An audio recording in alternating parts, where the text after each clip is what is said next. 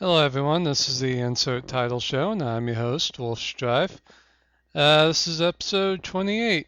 The reason why I'm doing this little short one is because last night was the last time that Greg Gutfeld is going to be hosting his show Red Eye.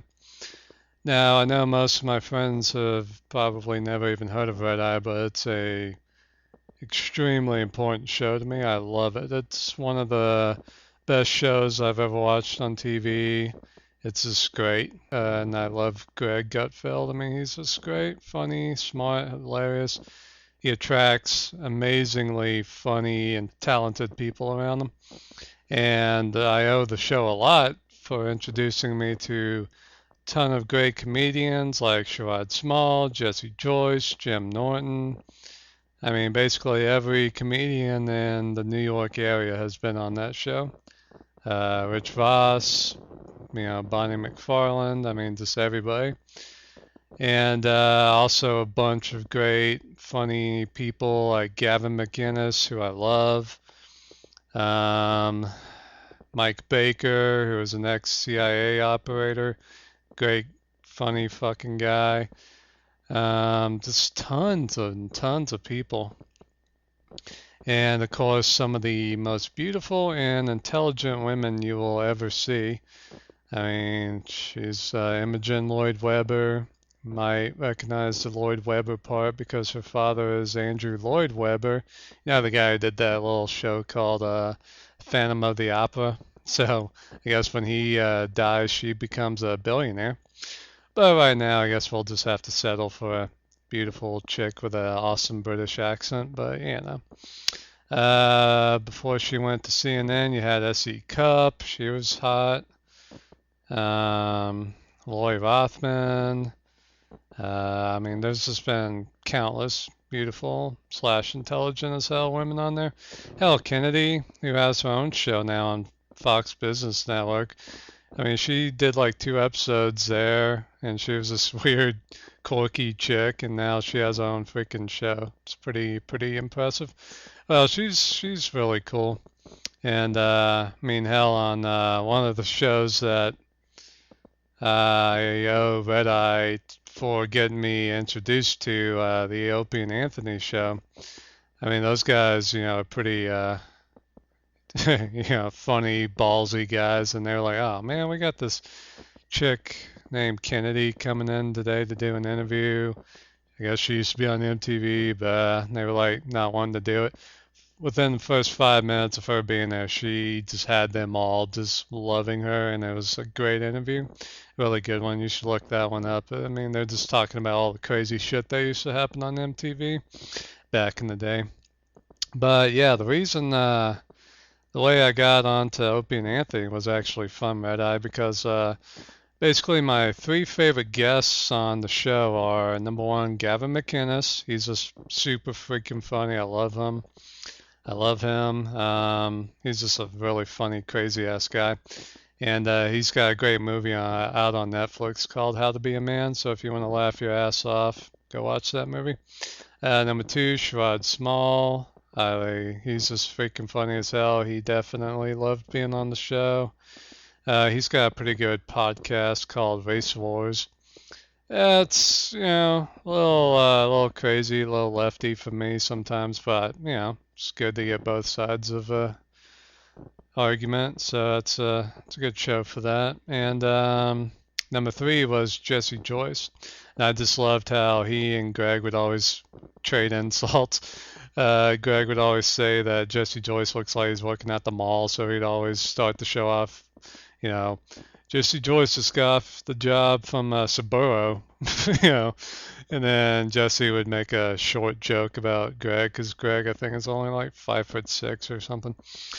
But yeah, so actually, the way I found Opie and Anthony was because the first podcast I ever really listened to was Race Wars, because I was looking for Sherrod Small. And I found that he did this podcast with Kurt Metzger, and I was like, oh, okay. Then it started going in my head, oh, I need to see if Gavin McInnes has a podcast. He doesn't, unfortunately, but he's got a ton of videos and stuff. Then I was like, hey, I might as well do my top 1, 2, and 3. So let me check Jesse Joyce out. And I found 3 episodes of the Opie and Anthony show that he was on, and they were all great interviews. And I was like, he's this Opie and Anthony guy. And they also have Jim Norton on their show, which I guess I kind of recognized him and remembered him from Red Eye. I was like, man, these guys are pretty damn funny. And then I eventually realized, oh, Anthony's been on Red Eye a couple of times. So yeah, I know these guys kind of. And that happened last February, and I got hooked on them for like a year solid. And I probably listened to hundreds of Opie and Anthony episodes. And of course, the year I freaking find them, Anthony gets fired. Yeah, back in July. So that kind of sucked, but he's doing his own show, and Opie and Jimmy are doing all right. But yeah, I mean, Red Eye, man. I mean, that's definitely one of the most important shows I've watched in the last 10 years, just because it led me to all these famous people and funny people. And it's not just that, I mean, the show itself is amazing. I mean, I've never laughed really as hard at a show as that one, other than like, I don't know, Simpsons and Venture Brothers and Futurama and some other funny shows. But yeah, I mean, I absolutely love Red Eye. Bill Schultz. Well, the show basically used to consist of Greg Gutfeld, Bill Schultz, and Andy Levy. And then Bill Schultz was kind of the funny ass left wing kind of guy, but he was really fucking funny. I love Bill Schultz. And Andy Levy was kind of the more libertarian, kind of entertainment nerdy kind of guy, even though he was in the army back in the 90s. Yeah, everyone's kind of confused by that.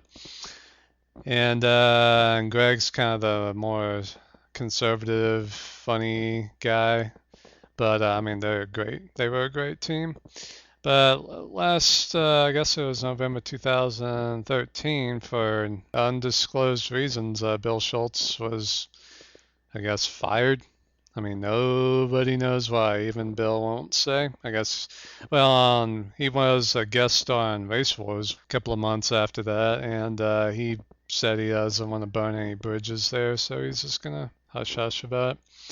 So they got this ex-Miss New York, Joanne Nosachinski, who's really funny, really pretty, and really smart too. So I kind of like her, but she's not Bill Schultz, but she's good. And I don't know what the show's gonna do after this. I mean, it's gonna be like, blood in the water. Everybody's gonna try and get the hosting job for this show now that Greg's gone, and Andy and Joanne Nosachinski are still there, so I think I have respect for Andy because he's the only guy still there who's been there since day one. They gotta give him a chance to host the show, but I don't know, everybody's gonna be trying to get that hosting job. If Gavin hadn't had his article that got him in trouble last year, maybe he would be a shoe-in, but I don't know. Sherrod Small would be alright. Gavin would be great, even though he would be kind of risky because he's crazy. I mean, you might have to fire him a month after hiring him. Andy, I think it's a little boring to do it, but he's good. Joanne's alright, but I mean, it's going to have to be a different show than it is now, or was. So they'll figure it out. But yeah, I absolutely love Red Eye, and it's gonna keep going, and Greg's gonna do his own thing now. I'm not really surprised he's stepping down. I mean, I thought when he started doing the 4 years ago, I was like, okay, wonder how much longer he's gonna be doing Red Eye because I mean, he's busy as hell doing, 2 shows a day. I mean, this isn't like Wolf Blitzer doing 3 hours. I mean, this is two very distinct, different shows. I mean, one show's kind of easy going, covering the hard news and stuff, and then Red Eye's just, jokes, jokes, jokes, jokes, serious jokes, jokes, jokes, So that's a lot of work doing that. So I'm not really surprised. It's just kind of stinks because I think he'd rather do Red Eye, but the 5 money's too damn good to give up. So, but he's gonna do something on the weekends now coming up, and I'll definitely want to check that out. But you know, Red Eye was a great show, and he was in like 1,853 episodes. So, I mean, yeah, can't say he didn't have a good run on the show. The show does great ratings. I mean, the show I think averages like 300,000 viewers a night at 3 a.m. I mean, that's the thing. Whenever I try to get somebody to watch a show, the conversation always dies when I tell them what time the show starts. They're like, "Oh, okay. What time does the show start?" 3 a.m.